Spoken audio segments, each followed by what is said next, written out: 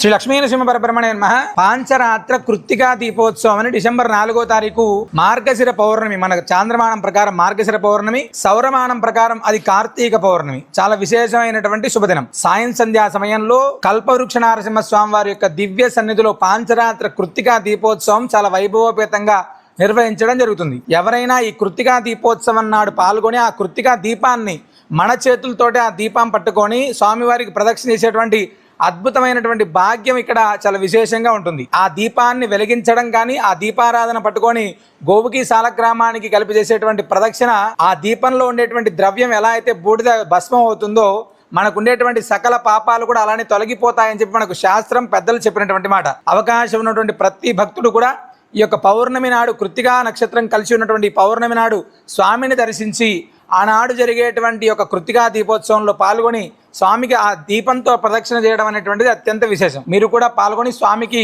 సంబంధించినటువంటి ఈ హారతి దీపోత్సవంలో పాల్గొని సకల శుభాలను పొందగలరు. సర్వే జనా సుఖినో భవంతు.